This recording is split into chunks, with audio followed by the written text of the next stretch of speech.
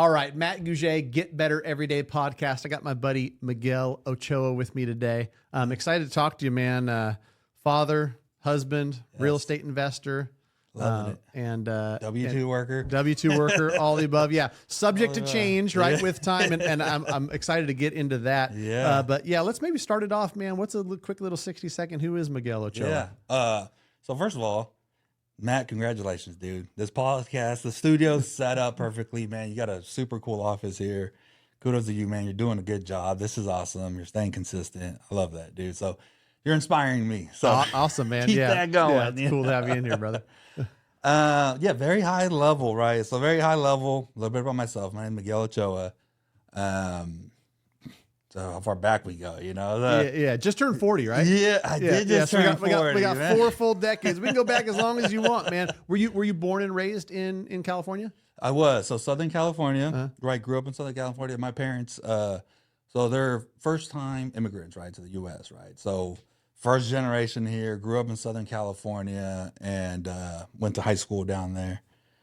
Barely graduated high school, right? But I made it, right? Got to the finish line. Not very many options after that, right? So after that, you know, the United States Army kind of came knocking, you know, sign on the dotted line. It looked good, right? So I was just like, all right, let's do it. I don't have a lot of options everywhere. Signed up for the Army and, yeah, I did a deployment to Iraq. After that, I ended up getting out of the Army. And, I mean, life after that was kind of like not good. Partying a lot, not being healthy, you know, putting on weight, just kind of not doing anything good with my time, right? Yeah. Not investing money because I was so young at the time, you know. And then little did I know, so Uncle Sam in the contract says, hey, yeah, you signed up for 3 years, but there's these 5 years that you owe us as inactive ready reserve, which is like on call. Uh-huh. So one day I get a knock on the door, you know, you know, FedEx drops a package off and I'm like, what is this? Right. And I'm at this point all overweight, you know, cause I just been chilling. And then I, you know, open the package and it had like plane tickets in there. I'm like, what is going on? Right. I call up. They're like, oh yeah, we're calling you back into the Army because we're short on people. And I was like, can you guys do that? And they're like, yeah, you didn't read the contract. I was like, who reads what contract? You know? So, you know, there's that. So I got called back in, which, you know, in life, right? Like you don't know where the lessons are coming from. Yeah. In a way, I feel like that was good because it kind of gave me a little time of clarity to see like, what am I doing and what I'm not doing. Yeah. Right. So I was able to kind of get back in shape, you know, get healthy. And my second deployment, I saved every single penny. And I was a staff sergeant. And that's only like 40 grand, right? 18 months deployed.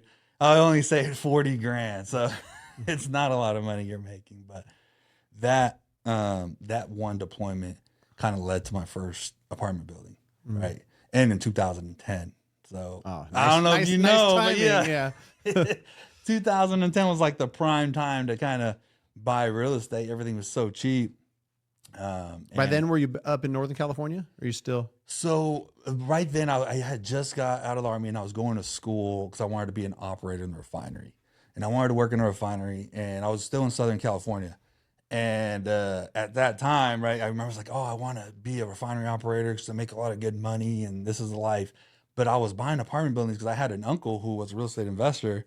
And he's like, trust me, you're going to want real estate as you get older, when you retire. This is where it's at, Good right? advice. Yeah. So, and he's like, I was living in LA. He's like, go to Bakersfield. He's like, Bakersfield is so cheap. So one of my buddies just got his real estate license. I'm like, dude, let's go check out Bakersfield. And we're both like, what's in Bakersfield? You know, so we go check it out. Blocks. I'm talking about like literal block. The whole block is filled with foreclosures. The whole block, like every single block, you'd go down and just foreclosure sites. And we were just kind of like, we're young, we didn't have access to capital. We're just sitting there like, how do we buy this whole neighborhood? Everything's on sale. Everything. So I ended up picking up a fourplex over there. Right? That was my first fourplex. And I was going to school to be an operator. I remember I was finishing up my schooling and I asked one of the instructors, I was like, hey, listen, I got a job offer, it's up north, but my apartments are down here, down south in Bakersfield. And I don't know if I want to leave, to take the job. And she looked at me. She's like, do you want to be a property manager or do you want to be an operator? Choose, right? And I was like, property manager. I was like, no. So I ended up taking the job up north. So I worked for Chevron in Richmond, California, right? And at that time, everybody's like, you hit the lotto. This is it. You made it. You know, you're good. And I still had the apartments at that time. But, you know, every little thing that came up, you know, people were like, dude, why do you have that? Why do you want those apartments? Like, you could work one overtime shift, make that up in that one little bit of time. It's like, why keep putting up with a headache? So, you know, over time, that kind of starts to settle in your head. Dude. You're listening to the wrong people, right? And I Where was your uncle at, man? Exactly. He was down south. He was the one that would have saved me. So I ended up selling them. And so I sold them, didn't roll them into anything, sold them. I was like, well, at least I'll have a nice truck, right? I bought a nice truck and all the things that I really shouldn't be doing. And then kind of life starts going through, and I just kind of hit this kind of point in life, right? I think everybody does, right? You hit something that's just like a really hard, and it was like a huge wake up call for me. It was actually my son's 2nd birthday. And my job's like, no, you don't understand. We're short today. You need to come into work. I'm like, this is my kid's birthday, man. I can't go celebrate it. They're like, you're gonna have to celebrate after. We're short today. If you don't show up, we're gonna consider you AWOL.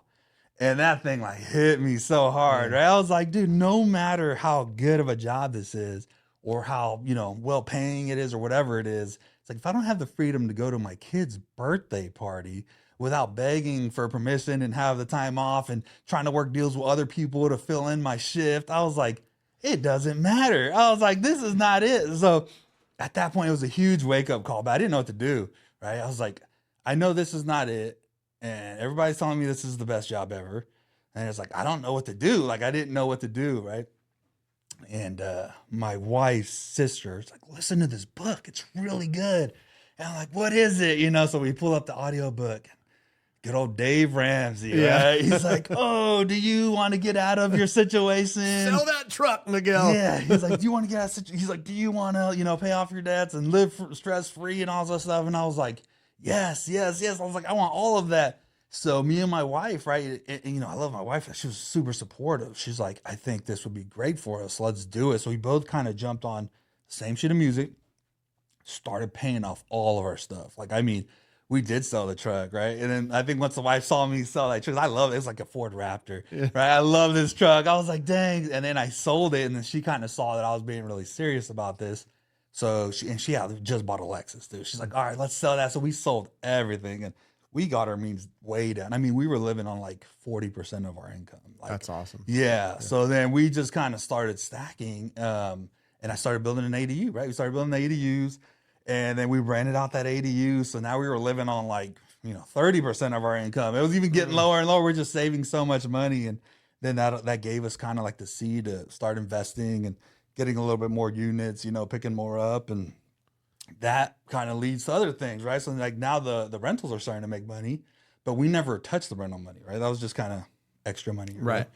So then that rental money is like, hey, I want to use this for growth, right? To learn, right? To, you know, get mentors and just get like more education, right?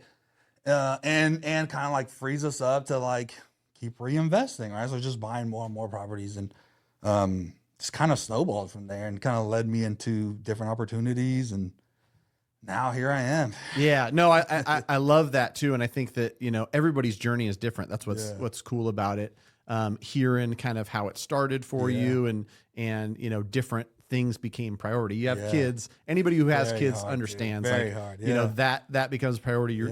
You're told that, sorry, you can't make your son's birthday party, and so you realize, like, you know, I'm trading my time for money, and they're making the rules. I'm not making the rules. So I know. You know, we talked offline. I'd love to jump into it. Great W-2 job, a W-2 job that you love.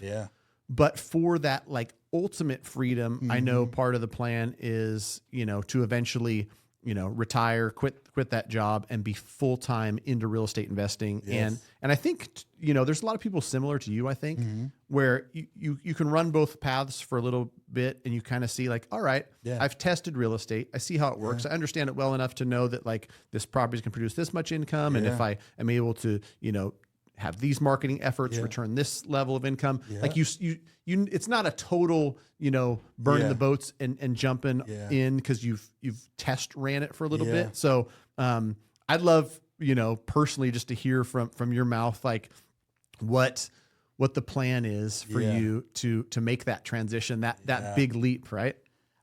So for me, right, and probably for you and a lot of us, right? So when you're married, right, and you have kids, it's not just up to you, right? You're a family, you're operating as a unit, right? So I've always been a worker bee. So to me, it's like work is just kind of what I always do. And if I don't have a project going on the real estate on the side, I'm like kind of bored. Like I need something else to do. So for me, working a full-time W-2, right, the 13-hour days, and being involved in my kids' stuff and still doing real estate stuff is not difficult for me. But it's not just about me. It's like that puts a ton of stress on my wife, and it puts a ton of stress on the family, right? So sometimes you have to, not even what you could keep doing, you have to look at your family, right? At the end of the day, we say we do this for our family. So, me and my wife kind of had discussions where it's like, okay, how long are we going to keep going like this? Because essentially they're kind of getting the shell of me, right? Because I do so much through my W-2, and then you do all the family stuff that you have to do, and then the real estate stuff, and you're just kind of exhausted and drained.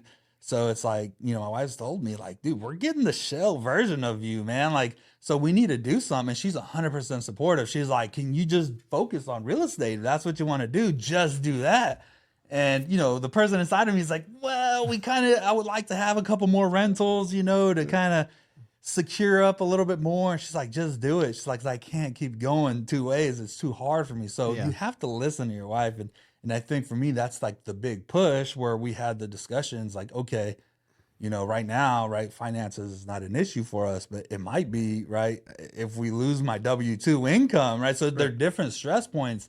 And we talked about those, right? And we kind of discussed like, the stress might be money stress now, right? And it's a lot harder, but, she's on board with that. And she has a business herself, which does really well. And for us, we're setting ourselves up where once we do this transition, I want to have a year's worth of a runway. So I'm going to give myself 1 year to see if it's something that I could do, right? Because I mean, like I said, I'm doing it part-time right now, and I feel like if I dedicate all my time to it, I should be able to have more results, right? Right. You need to hope, but yeah. And I think, there's something to, making that jump. Yeah. Where, somebody like you who's used to working hard, like you're gonna definitely take those extra hours and pour it into work. If the W-2 is not there, it's going to have to be in real estate, and more work equals more results for most anything in life. Like I remember when I first got into mortgage in 2014,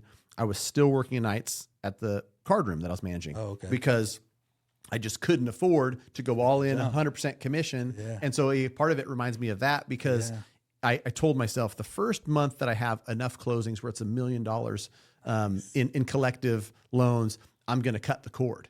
And, mortgage is something that you don't just get your license, hold up a sign like ready to go. And people are going to start trusting the biggest purchase of their life. And so it took a little bit of ramping up. I think February 1st of 2014 was when I was officially licensed. So February, March, April, May, June, I closed 4 loans for 1.1 million or whatever it is. And I was like, all right, I'm ready. I cut the cord. And the cool part for me, similar, motivations and struggles that you have. I had 2 boys.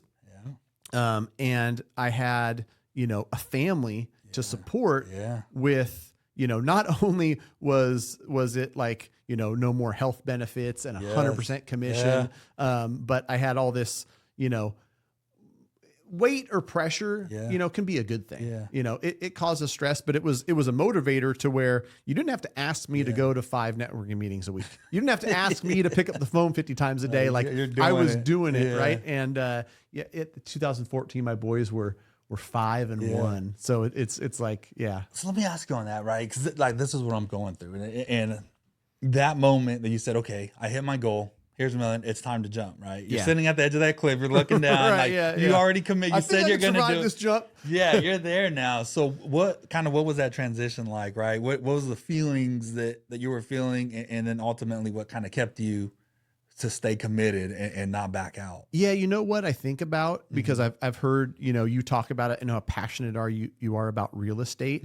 I think that, you know, every success that I had after that was like validation of like, I knew it was the course. Yeah. It's hard in the moment Yeah. to convince yourself, like if there's, you know, comfortable, sustainable income here. I mean, me and you talked offline and I totally get this. Like I have these moments where I think to myself, like, what about this person's life that's so easy? Just clock in, clock out, done. Work's done. You know, I can be the most present father in the world and maybe more present of a husband, but it wasn't aligned with like your passion. Yeah. And I think, you know, part of it is like Miguel shows up 100% authentic with his family and in life, if he's aligned with you know, his passion in doing that. Right. And so I think that I was, you know, in that spot similar to you, where a super supportive wife, like couldn't have done it without her support. And, you know, usually people who love you believe in you long before you believe in yourself. Right. I was worried. I was like, I don't know if this is going to work. She knew it was going to work. She believed in me. And so, like, it wasn't hard to keep going. It wasn't hard. Like, cause once you get a little bit of momentum, it's like, dude, that same work ethic that's got you to where you are today, you know, poured into real estate. Like me and you have plenty of examples of people we look out, you know, like you've got Jason Pritchard and Pace Morby. And, you know, I've got all this big collective of real estate buddies where I look out and I'm like, it's possible. Right. And 100%. It doesn't take, you know, a college degree. It doesn't take being a rocket scientist. It's just, you know, effort and passion and repeatedly showing up consistently. And so like, I got full faith in you, brother. I'm excited for you, man. but it's good to at least think about it and do it with some sort of strategy. In your case, you're like, I'm going to sell this property. I'm going to do this. I'm going to have a year of runway, because I talked to plenty of people where they don't even know why they quit their W-2. And so they might've done it too early. In some cases, maybe too late. But when I'm talking to people, especially people that are doing more passive real estate stuff, if you're doing something that's passive and you're just like a buy and hold investor, you might want to keep that W-2 for the next decade or two and use it for financing. You know, in your position where, you know, you're going to be able to offer, you know, multiple things to property sellers, and you've probably got multiple exit strategies, whether it's a flip, whether it's a wholesale, whether, you know, it's buy and hold.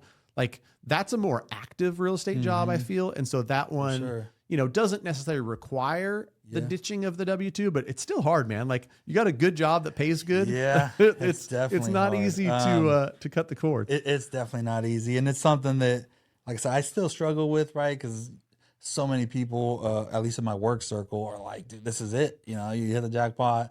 You could ride this out, very comfortable, you know, good schedule with time off. But, and I obviously, I think I did it to myself, right? Because I love real estate. I go to events, right? Nobody has to tell me to go. I'm over here trying to work things out with my wife. Like, hey, can you watch the kids today so I can make it? And just being in these rooms, man, it's so amazing. Because, like, I get super inspired, super motivated, right? So my mentor, you know, Jason Pritchard, dude, I thank him all the time. Jason, you watching this? Thank you, bro. You're the man. We all know it. But like, you get in these rooms and you see these guys like winning and being super successful. And it's kind of like, that motivates me. That inspires me. Like, dude, I could do this. I know I could do this, you know? And it kind of puts that in your mind that like, as long as I keep going, I keep staying consistent, I keep working, I could do this. Like, so it was last month I did 2 deals, right? And for me, that was a big accomplishment. Like, I got 2 deals in 1 month. I've never done that before. You know, it's like I would do like a deal a year or maybe 2. So 2 in 1 month is cool. But like, you get in these rooms, they're doing 10, 15, 20 deals a month. And it's like super cool because, you know, it's like, okay, this is how it starts. This is how you start building momentum. This is how you just got to keep it going, got to keep pushing. You know, you got to keep growing. And, you know, there's definitely ups and downs there. It doesn't happen as fast as you always want, but it's good to know that it's like, it could be done. Right. People around me are doing it. And that's the thing too, is like, you know, hey, I was used to doing 1 a year. And so doing 2 in a month is a big deal for me. Like, I've talked to some of the most successful real estate investors, and it's funny because I get some people, I go to the same real estate meetups. I love, you know, investing, and I love talking to investors, working with investors on the mortgage side. I found a commonality that the people that started, they didn't do anything fancy. They started simple, right? And it was like one deal, one time as a buy and hold. And so it was an interesting conversation I had with Mike Zuber, because I said, Mike, like, remind me, what was your first deal? And it was like an $80,000 house in Fresno, California that you just bought as a buy and hold. And so I had to repeat that story to other investors who get around people that are doing crazy stuff. And they're like, all right, I got to figure out how to syndicate an 80 unit apartment complex. I got to raise $2 million for this $5 million acquisition. And I'm like, dude, do your first deal. Get started with one. You know, and anybody's, you know, story is like that, where it's like one and then two, and then like, oh, we got some systems. Now we can do 4 or 5 in a month. And so I'm sure, you know, Miguel Ochoa of 2030 is going to look back and be like, man, I remember when I was unsure if it was possible. And I got 2 deals. And, you know, I think that one of the best pieces of advice I got from a mentor of mine, Matt Ishbia, like UWM owner, just bought the Phoenix Suns, guy's worth, you know, $7, $8, $10 billion. And he's a phenomenal businessman. You were sitting down talking to him? Yeah. And he's been on this podcast, you know, that's who you got to follow up. And, you know, the piece of advice that he gave me, which I think is gold, is he's like, you know, people don't think big enough, right? If you're doing one deal and you're like, man, dude, if I got to 4, like that would be pretty wild, because I'm only used to doing this. Why not think 10? Why not think 20? When he was at UWM in the early days, there's 12 people. You think he ever like dreamed about 8,000, 9,000 employees? And, you know, they're doing tens of billions, hundreds of billions in mortgage volume a year. But it's totally true. And like, I got to remind myself that like half of it is like getting yourself in the right state of mind. And I've got to constantly remind myself, like, why just look for this incremental, sure, get better every day is a little bit better every day. But like, there's that saying, I love it so much, dude. Like, people overestimate what they can do in a year and they underestimate what they can do in a decade. Absolutely. And so like, you know, and anybody who's in your spot going to a meetup with you, that's like, oh my gosh, I'm going to start doing 50 acquisitions a year starting next year. You're out of your mind. Right. But they also, like, those same people don't realize, like, man, like, a decade is a long time. I could be a totally different person. I could be doing 100 a year, 10 years from now, and it'll seem like light work, right? Easy. So yeah, I'm excited for you, dude. And you, like, back to that, you have to be able to like dream about that, right? Like, so many people, I've asked them like, dude, what would you want to do, right? If it ain't this, what? And they're like, I don't know, like, what? Like, you can't even dream of like what the better life would look like, right? Like, you got to be able to at least like dream about it and envision it, right? Like, you know, for me, right? I don't know what HD is, but the doctor said I got 80 of them, right? And part of that is I've always been a daydreamer, right? Ever since I was a little kid, I've always kind of just daydreamed about, you know, bigger things, right? And for me, it's like, I like to put myself in that situation, like, oh, this is what it would look like if I'm a full-time real estate investor. This is what it'll look like if I'm closing this many deals. So in my mind, I'm kind of already doing those things, right? So I'm like, I'm getting there, but I know like the path to get there starts here. I just have to keep going, you know, and, you know, maybe stubborn or not stubborn, but like, I just don't quit, right? It's like, it's going to be hard. And like, you know, especially in real estate investing, is like, you go especially when starting off, you're kicking out a lot of marketing dollars and you're going and you're just like, okay, should I quit now? It's kind of not working. You know, you're kicking out a lot of money. And if you don't have that proof of concept yet where you gotten the deal, it hurts to cut those checks, man. It's, you know, if you're writing a couple $1,000 a month, especially if it's like, you know, the money that's supposed to be going to your house, right? It's like you're cutting this money and you're cutting these checks, you know, starting off.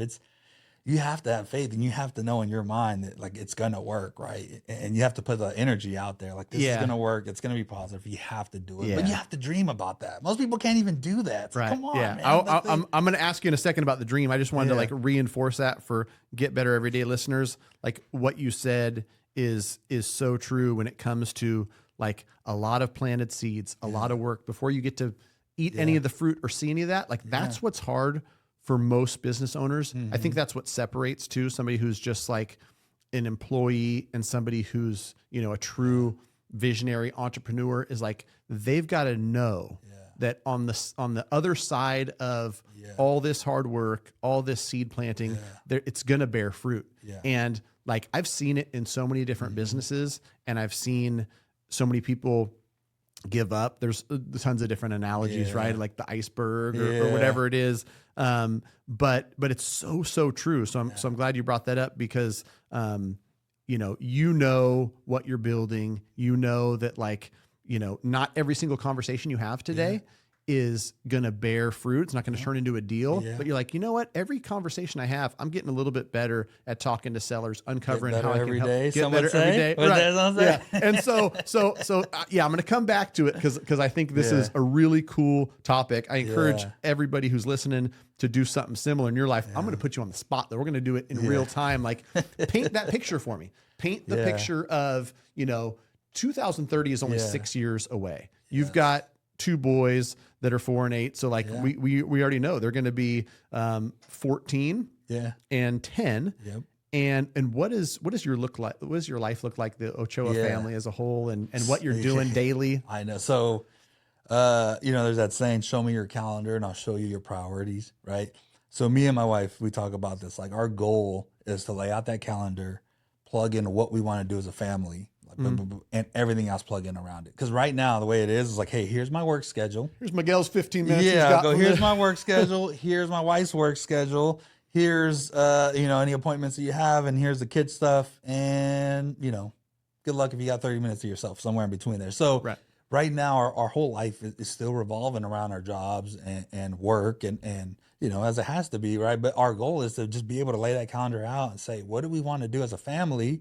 And then plug in everything around it, right? Everything gets plugged in. So like, that is kind of our ultimate goal as far as time wise, which is like the main reason why we do this, right? Like, I want to have the freedom of my time. Like, oh, how much money is like, the money, you have to have money, obviously. But like, the most important thing is like, I want to be able to do whatever I want with my time, right? Like 3 W's, do what I want with who I want, whenever I want, right? That's the ultimate goal. So it's like, if you could do that, it's like, you made it, right? And, everybody's dollar amount's going to look different on that. But it's like, that's kind of like what we dream about. It's like, okay, we're going to, when we do our calendar, it's like one day we're going to lay this out and we're going to be like, okay, what do we want to do? Right. Yeah. Here's like, 3 days in Santa Cruz. Here's this something we want to do. And yeah, I think that's like, time freedom is something that everybody talks about when you talk about success, because, it's dollar amount will never do it. This other stuff will never do it. But it's like, if I'm able to set the rules, and, as I say this, I'm in a similar boat where,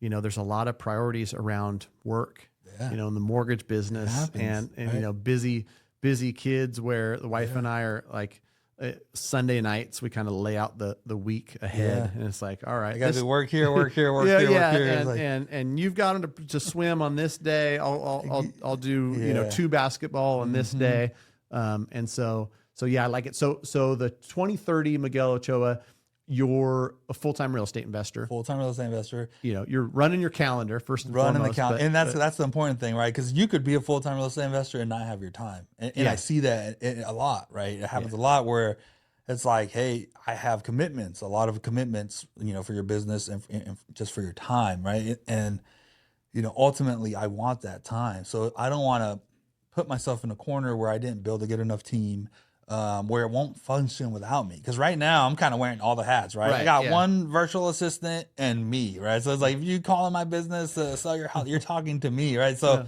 right now I'm definitely not there, but I know that I need to build up to that, and I need to have teams. And that's kind of like why I surround myself with, these guys doing it at a very high level, because I get to kind of get a little sneak peek of like, oh, that's how it's, I had no clue that's how it's done. Like, that's pretty awesome. You're running meetings with the whole team every day and like laying out like what's going on, all that stuff. So it's kind of really cool to see that and know that it's possible. And you could lay out a business where, you decide when you want to set your meeting to follow up with everybody, Right. Yeah. You're going to have certain people doing certain things. And so, I guess you've got great mentors, so it's probably going to look something that other mentors have set up, where it's like, you got a team who's on the acquisition side, plug Miguel in where he's needed to have, this conversation or make this decision or cut this check. And I feel like I'm so fortunate in that era, right? That I have a mentor. He's doing it. So like the roadmap is there. I just got to follow the road. You know what I mean? So it's like, I don't have to reinvent anything new. I just got to do what he's doing. He's already doing it and he's doing it at a very high level. So it's like, I just got to follow that. Right. And you'll get to that point. And then, you know, from there, if you want to keep growing or whatever it is you want to do, you know, you could take that step at that point in time. But right now, just follow the roadmap. It's already there. You just got to keep going. And that's why it's so important to get around mentors and people that are doing this kind of like at a higher level. Right. Yeah. I've said that repeatedly. It bears repeating on the Get Better Every Day podcast. The best way to get better every day is get around other people that are, you know, doing the things that you want to be doing at a high level. And, you know, like you said, you don't have to reinvent the wheel. You just follow what they've done. Because most people have put one foot in front of the other and grown a little bit every day and built this stuff over time. So it's, you know, the roadmap's already there. I wanted to ask you too, because the thing that I love, you know, real estate as a whole has so many different moving parts. And as a mortgage broker, I see certain things, you know, I'm having conversations with buyers about affordability, about loan structure. You know, I talk to real estate agents all the time and I call them genuinely like curious, like, what are you hearing? What are you seeing? So I would love to get your take, you know, as somebody who's on the front lines, like you said, you're wearing all the hats, you're having the conversations, like the real estate market over the next couple of years. What do you see? And part of that is probably going to come from like what you've heard from sellers and through these conversations. But what do you see over the next few years in the real estate market? And I guess, how is that going to lend itself to, you know, your business as a real estate investor, adding value?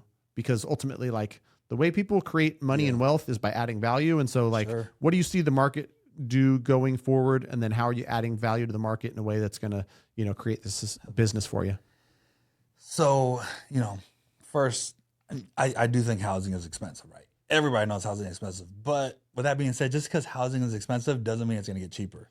And I think a lot of people think like, oh my God, it's just so expensive right now, I'm going to wait for it to come down. Like, that's not how it works. You know, housing getting cheaper doesn't really benefit anybody, right? Like the way the whole system works, right? People need property taxes. People need all this money. So all of us want it to be cheaper, 100%. Like, we all want, investors want housing to be cheaper. You know, everybody wants housing to be cheaper. I don't think that's going to happen, right? And just because there's so many stuff in place now with banks working with sellers, like, the only way you're going to get that is to get a flood of like homes, desperate seller homes, right? That have to sell. All of them have to sell at the same time. And they've just kind of put so many things in place now that they're working with people. You know, they're staggering, they're slowing down that process. So and so many people have equity. So as far as like the future of the market, is it slower? Is it gonna stay, you know, pretty steady for a while? I think so. Right. But over time it's gonna continue to go up. I mean, I remember having a conversation. I was getting my garage doors installed, and Danville is like a pretty nice area. Contra Costa, and the guy I was talking to, he's like, oh man, I remember I bought my first condo in Danville. I was like, whoa, you know, and to give perspective here, a condo in Danville is probably $700,000-$800,000. You know, that's about what they cost. And he's like, oh, it was so expensive. It was 24 grand. He's like, I couldn't believe it. He's like, I was really stressed at the time, you know, and it's just like, I think this has always been talked about just in the history of time. Like, it's so expensive. How do people live? How do people live in super stress? But it just continues to plug up, right? Inflation does what it does, and things just get more expensive. And that condo's never come down, right? Like, I'm sure it has little fluctuations, but he's like, yeah, I rent it out now. And he's like, and it's worth $750,000 or whatever it was. And I'm just like, you bought a $24,000 condo. You were super stressed about it. 30x in value. But you know, that's a good point. I tell people that too, where, you know, rates can come down a little bit. Prices can flatten.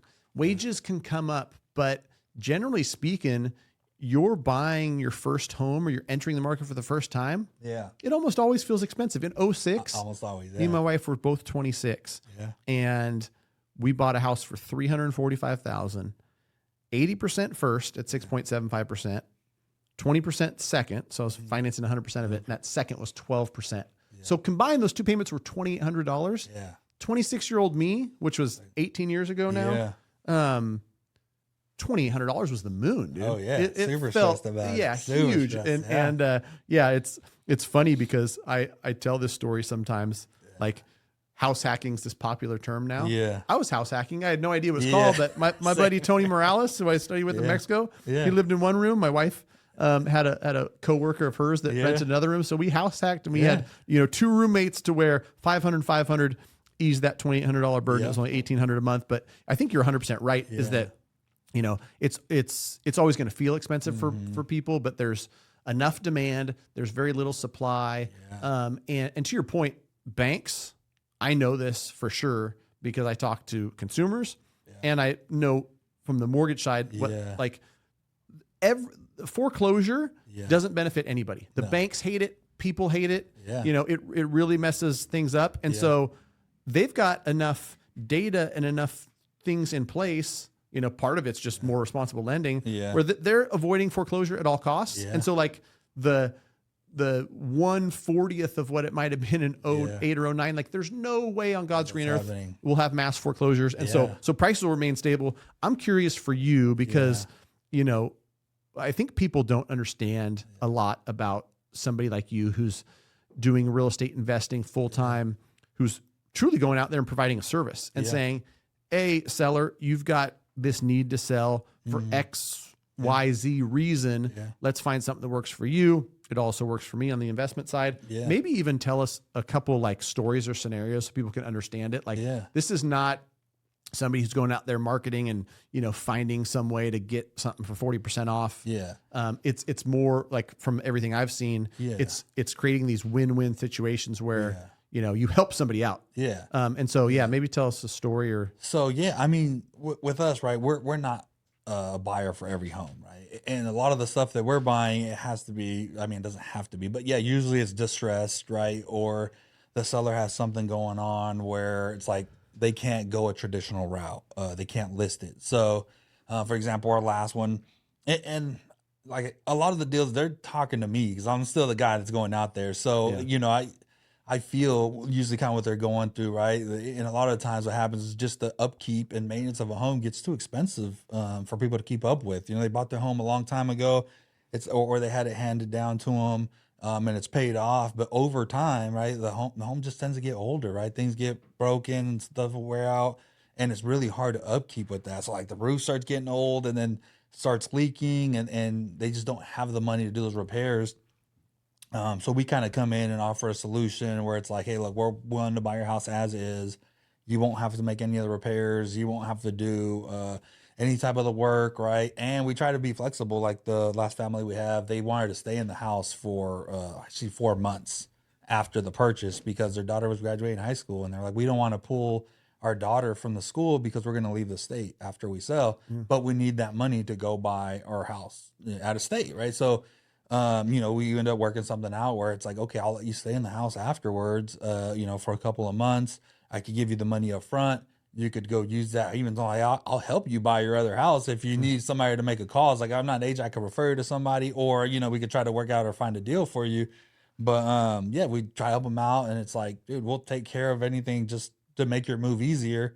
We usually tell them, take what you want to take, and whatever you don't, leave it. We'll take care of it. So we just try to make the transaction like really easy. Right. And I feel for a lot of people, it's already a very stressful point, kind of like in life. They're going through a lot of stress. They like, I talk to sellers sometimes and I could hear it in their voice. They're just so stressful. They're tired. They're fed up. They're usually behind on bills. So like, have a little empathy with that. Like, dude, I feel you. It's very hard. I know it's stressful. I know you have a lot going on. Probably have bill collectors calling you like crazy, and they want an out. And sometimes like, hey, can I just sell my house and, fast? Sometimes they want it done in like 2 weeks. It's like, okay, we'll buy it 2-3 weeks as is.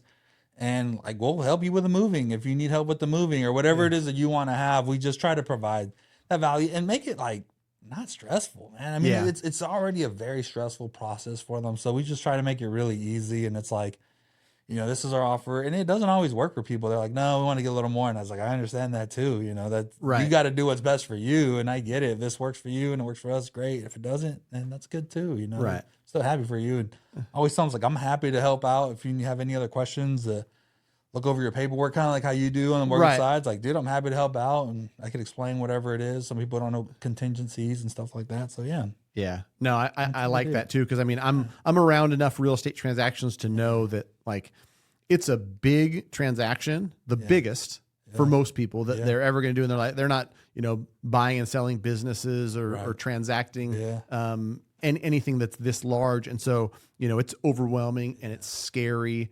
And, to your point too, it might not be in any type of condition where you can just go out and have a traditional agent list it because of the condition and, timing of it. Like, how cool is it to come and provide a solution where you're like, I'll buy it from you. I'm guessing you just like let them after you guys close the deal, right? Yeah. And then they were just, so it's we like a rent back, right? They call it a rent back. Yeah. So essentially what we do is, and I rented it back to them for $1 a month. So it's kind of like, dude, it's $1 a month just to have that thing, but I'm giving you the 4 months so your kid could graduate from high school, and not have to get pulled or anything like that. And that also gives you time to go find your new place, and now you have your cash with you and you're ready to go, to go buy something and just kind of be more comfortable. And I feel like a lot of people, especially here in California, they're kind of lucky because the homes are worth a lot more. So even a house that's distressed, then if you sell it as is, you could still go buy a completely renovated home in another state, ready to move in with no work needed. And then, hopefully that kind of takes them into the amount of time they need to, live out the days. Yeah. So I know. cool. I think about that too, like just like that amount of stress being lifted because, in traditional real estate, I'm around a lot more of those transactions. Yeah. Like, a buyer that's using financing and is going to move into the house can't even legally give that long of a rent back, right? Because they got to occupy it within a certain amount of days. So the flexibility to just have them like, all right, cool. This is like, what do you need? this is going to work out for me so I can work out the move and whatnot. But I wanted to ask you about that, man. Let's talk about this. Why does it take so long to get a mortgage done, right? And I say this in the sense of like, sometimes you see, oh, guys, I closed in 21 days and stuff. And I'm thinking like, oh, okay, that's still very long, because like if I were to buy a condo, right, and let's say it's a $100,000 condo, it'll take 21 days or 18 days or 20, whatever it takes to close the deal. But if I go buy a $100,000 car, probably from the same bank doing the loan, it's like 2 hours later, you're driving off in the new car. It's like, why does it take so long? Like, where would you say is the bottleneck in lending? Because, I use a lot of like private money lending, right? And that's sometimes same day funding, right? But I just wonder, like on the traditional side, where would you say is the bottleneck on that? Like what slows a loan down? Yeah, that's a great question too, because I think that, on the mortgage side, where the average length used to be 44 days. Now people are getting it done in 21 or 17. They're like, we're lightning fast. Yeah, but you make a good point. You're like, okay, if we've got all the documents needed and I'm a qualified buyer because you've looked at my stuff as a pre-approval, like why can't I sign something and fund the next day? A couple different ways to answer that question. Yeah. One is there's an enormous amount of regulation in place, Dodd-Frank Act and all the stuff that came with financial crash made it to where somebody's got to get an initial disclosure within 3 days of getting their loan app. And then once they sign that, there's got to be certain things in place to fire out your closing disclosure. When you get your closing disclosure, there's a waiting period before you can sign final docs. So even in a world where like all the documentation was there, all the ducks were in a row, like there's a minimum amount of time that like you can legally close a deal. I think it's like 10 days. But for most of the deals that we're involved with, even the fastest ones, the bottleneck is really just there's multiple parties involved. We're going to need some stuff from title and the title work. And so like as a lender, we're requesting title work. We're also having an appraiser go out there and appraise the property. We're getting that back. And it's not just the value, it's having an underwriter like review it. And, I think that as lending guidelines tightened, like I've seen more of like, we're really going to dot our I's and cross our T's, even though the appraisal came back and it said 765 as is. The underwriter friggin' looked at a page in this report and said, I know you brought it in as is, but look at this picture. Like, so you're saying the underwriter's the bottleneck? Well, in some ways they are, and so like with the regulations in place, with the different third parties that are involved, still with a great, well-qualified buyer, you can close it in 14, 15 days. Yeah. But, quite honestly, if I were to answer that question, like why does it take 25 days sometimes? Why does it take 30? Usually it's, because all this paperwork needs to be submitted to a lender. Lender has to review it. Once they review it, okay, we've got 7 out of the 10 things we need, but a letter of explanation on this, copy of the lease agreement here. Between them approving it and saying, here's the 3 extra things we need, that goes back to a loan officer. And then it goes back to the client. Client's like, well, shoot, lease agreement. Where did I put that? I don't know. Let me get back to you tomorrow. The other letter of explanation. All right. I got to, find some time to sign the document sent me. And then it's like 48 hours between the client sending it back to the loan officer. Loan officer sends it back to the underwriter. Underwriter reviews it. And so there are, I guess the short answer to that is like there's human beings involved, and so there's the time between between the human beings. But I would guess that it would continue to get faster. It's got to. There's so much stuff that can be automated. And then I have people ask me a similar question where they say, Matt, I sent you all these documents to get pre-approved. Yeah. You told me you wanted to look at like 2 years of W-2s. Yeah. You want to get a verification of employment to average my income, all these things. Yeah. Like, so once I get in contract, let's just press play and go. Yeah. Well, pre-approved you 45 days ago. We need a new bank statement. We need a new pay stub. We need an updated P&L. Yeah. We also, it's past September 15th. And so like, before you provided us an extension on your taxes, now they're due. So now we need the taxes. There's always going to be updated document that needs to be provided. And the good news for buyers is that tighter mortgage regulations help you. Yeah. They help you not get into a situation where you make $8,000 at your day job. You only take home $4,800 of that, and you've got a $4,500 payment. Right? Like, those days are gone, and it's for good reason, and it's truly helping people. And also, if I think about a big portion of business, which is the first time home buyer, they don't want to jam through it in 2 weeks, dude. They want to be able to. No, some of them do. I think I would want to. It's like, okay, Face ID me, let's go. Well, 3 days later. Some people are like me and you, and we're similar, Miguel. Like you talked about not reading that agreement where the Army's like, bro, we got 5 more years where you're on call. That's true.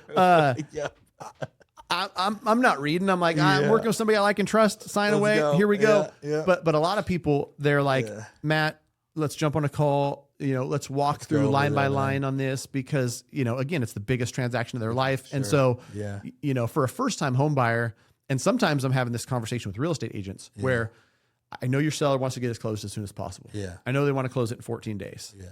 Keep in mind, like this first time home buyer is going to be bombarded. With Title company needs some stuff. Yeah. Working with the agents to do inspections, all kinds of appraisal.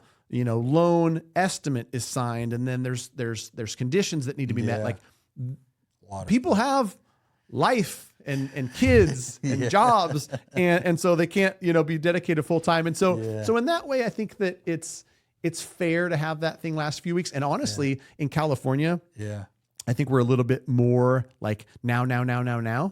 In other states where I operate, dude, like there's plenty of 30 and 45 day contracts. Really? And to me, when I get a 45-day contract, I'm like, that feels like an eternity. Because it doesn't take us that long to close the loan, but there's different moving parts. Some states where it's like an attorney is there versus an escrow agent. Officer, it's just, it lengthens the process. But it's a good question, man. We'll have some, we'll have some, imagine like you use the car example. You just sit down there. Sure, it takes 2 hours to fill out paperwork, but by the time you're done, it's done. Yeah, I think it's got to happen, right? Just over time, in the future, I think things will get sped up if they want them to be, right? And if you don't want it to be, hey, you could always request a longer close period. We could always blame it on the government, because like ultimately, like the conventional loans have to go to Fannie and Freddie and the FHA and Federal Housing Authority, like. We got to play by their rules, and their rules make it to where it's not going to move super. They're the ones super that fast. are paying out those mortgages, so you got to follow the rules. Right? Yeah. That's the thing too. Is sometimes I talk to people and I say, "Listen, man, like I don't make the rules, but I got to follow. You got to follow them. Yeah. Just like the affordability question, I tell people, I didn't invent math, but I got to use it. Yeah. So and I know, man. So I get actually back to the affordability thing, and I get so many people. want it to change, right? Especially newer people, younger people who are looking to get started and want to get in. And kind of like how you were talking about, you know, like there wasn't house hacking back then, or like I did the same thing, but I just called it living with my buddies, right? So I just rented out to my friends and we all lived in this house. But, you know, I think those are options. They are harder to do as you start to have a family and a wife and other stuff. But I still think that like the best way to start is doing that, right? For sure. Have people, hey, like I understand that the house is really expensive on your own. You know, consider if you live in one of the rooms and rent out the others, right? Just to kind of get started and get moving. So I feel like a lot of people don't like to look at those options or move, you know, a little outside of your area normally where it's a little cheaper. But I think there is opportunities there for people who just feel like it's way too expensive. There's nothing they can do about it. You know, look at different ways, right? Some maybe not conventional ways, like, hey, I'm going to have roommates. It just is what it is. Yeah. Live further away. And you're 100% right. For some people, you know, they might want to just, you know, have that come to Jesus moment of like, either you do it a non-traditional way or you don't do it at all. Right. But, and so I'm empathetic when someone's like, listen, $4,000 a month, I just can't swing it on my own. All right, well, let me show you what some other clients of mine have done. You know, bought a duplex and, you know, it was a $5,200 payment, but they were getting $2,400 in rent from the other half. So they're only paying $2,800. You own both sides. You know, the goal, which is buying this appreciating asset, which over time you're going to pay off while it appreciates. You still get that. You know, you might not have a big of a yard and you share a wall with the neighbor, but dude, you're in it, right? So much of that. And I think too, you know, people might be listening from other parts of the country where it's different, you know, 180 grand and, you know, they could buy a nice 3-bedroom, 2-bath house with a picket fence, but man, California, Silicon Valley and all the stuff I'm done in the Bay Area. Like people get creative. And that's the thing too, is like you want to combat affordability, get creative. And I've seen stuff where it's like, oh man, I didn't even think that was possible. But dude was like, I took this house, I rented out this room to a buddy. I did one of these rooms on a short-term site where, you know, we're getting somebody in there. Extra, and then the ADU I turned into this and I'm like, you turn this thing into a business. And really like as an investor, if you buy a house with, you know, current, you know, ideas of renting some of it out as an investment, or it's going to be an investment in the future, like you treat it like a business. And, you know, that's how people build wealth with real estate. I'd love to pick your brain more on that too. Cause I know we're getting to this dreaming stage. Like when you get going. when you I'll let you go soon, man. No. I got time. This is what I want to hear from you too. Everybody does it different. And, you know, you've got a skill set, I think, and the business you're starting to build where, you know, you can do a lot of different things and you can go to a seller and have, you know, here's a traditional agent I can refer you to. Here's a strategy where we're going to buy it from you and you're going to be able to move on and nothing else. Lots of different ways to structure that. And for you, it's going to be different exit strategies. Are you trying to accumulate, buy and hold real estate and have a big portfolio? Are you trying to create, you know, active income and do a certain number of those a year? So the ultimate goal is buy and hold, right? So right now, me and my wife are up to 16 rental units, which is like, when I say it's like, ooh, that's crazy. Like I didn't never, you know, it just kind of happened, which is pretty cool, you know, out here in California and stuff. But the ultimate goals is to have the buy and hold because flipping and just active business has its ups and downs, just like any other business. And it's active. and it's very active, very much active. But you want to have like a solid rock, right? You got to have something that could kind of be your safety net, your consistency, something that's just kind of feeding you a little bit of money. So to me, I would like to get to a point where I don't even have to, I could continue marketing the same way and just keep all of the properties. Like that'll be awesome. Like I don't need that you know, the money coming in from the flips and all that stuff. And I could just keep going from the monthly stuff and just keep adding to the portfolio. Like that'll be the ultimate goals. Like I could market the same way and just keep them all. Right. But definitely way better way to go. This one here, so I just got my first flip on the market. It's on the market now. I'm looking to sell it. And this is one that I really wanted to hang on to so bad. It's in my backyard. And it has the equity in it where I could rent it out and make some money off of it still monthly. But I'm using that property to kind of give me the runway I need once I do depart from my W-2 job. So that was a hard one for me to like say, okay, I'm going to sell it because I really didn't want to, but I knew that I needed that cash to kind of get me going and get me started. But yeah, now I look at them, it's like, is there a way I can keep this? It doesn't work for my rental portfolio. Is it in my area? And if I could keep it, I want to keep it now because now I have that runway money. And if it doesn't make sense, it's like it's a little further than I want it to be, or it's not something that I would normally rent out, then I'm gonna sell it.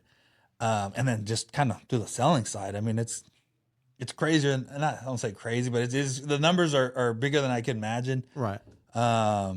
You know, like just kind of doing the first flip, right, and getting it on the market, and even like a discounted price, there's still 6-figure, you know, gains that it's going to happen from there. And then other ones are even like that are slower, like $20,000-$30,000 profits, where it's kind of like in my mind, it's like I never even thought this was possible, right? Like it's just so crazy, right? It's like I'm just a kid who struggled in high school, and now it's like I'm getting these deals, and they're popping out 30-40 grand, you know, if you sell them, which is it's pretty cool to like experience, like, and not even just like the financial part of it, but the sense of like you're doing it, you're accomplishing the things that we dreamed about, right? That you talked about. Yeah. And it's kind of cool. It's like, all right, this is happening. It's doing it. I just have to keep going. I have to keep the motivation, you know, and just keep pushing it. Yeah. And, Yeah. You're already doing it, which is cool. It's just a Yeah. matter of like consistently doing it, you know, refining the systems and getting better every day. Right. yeah, just gotta get better every day.